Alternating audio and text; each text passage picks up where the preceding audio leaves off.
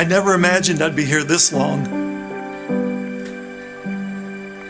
Honestly, I thought I'd serve for maybe 3 years. But now, 46 years later, I'm overwhelmed by what God has done through this ministry. As I walk through this incredible new facility, I'm filled with awe, gratitude, and a sense of wonder. How did we get here? How did this journey unfold? There have been so many pivotal moments in the life of True Life Youth Ministries, moments that only God could orchestrate. Let me share just a few that shaped our story. In 1990, everything changed. Almost overnight, our quiet little Lebanon transformed into an urban city. People from across the East Coast moved in, bringing new energy, but also new challenges. Crime rose, drugs hit the streets, and we began seeing a whole new generation of kids coming to our programs.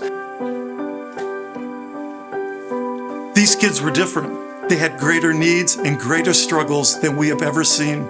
We quickly realized that to effectively reach them, we had to get closer to where they lived. We had to be in the city. By 1998, we had our headquarters at 10th and Lehman. It was exhilarating. God was moving in ways we never anticipated. But even then, we sensed He was calling us closer to the heart of the city and deeper into the needs of the kids we served. The leap seemed impossible. How could we leave the beautiful teen center we had built? But God's vision was bigger than ours. In 2008, our board made the bold decision to move directly into the city. We searched tirelessly for a new home, visiting 23 possible locations before God opened a door at Calvary Chapel. But just as we were ready to move in, a disaster struck, a flood, then a fire. We faced one setback after another. It felt like every time we stepped closer to what God wanted for us, the attacks would come.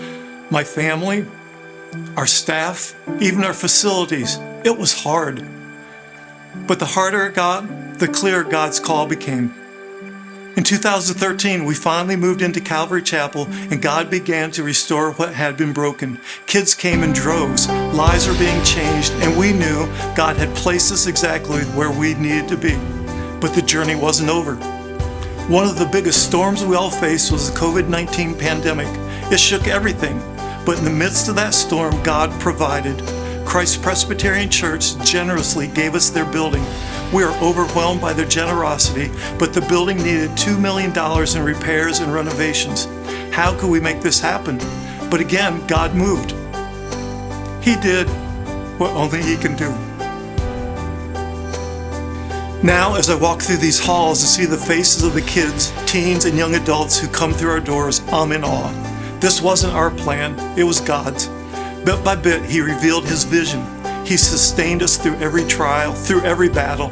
And though the journey has been harder than I ever imagined, every step has been worth it. But there's a crucial part of this story that we haven't talked about yet. It's a character without whom none of this would be possible. That character is you. You, the supporters, the donors, the volunteers, the ones who have prayed, served, and given. You have answered the call time and time again. God has used you to help make His vision a reality, and we are forever grateful. Thank you for being a part of this incredible story. Because of your faithfulness, we're here, ready to serve the next generation, ready to see God continue His work, and I believe with all my heart, the best is yet to come.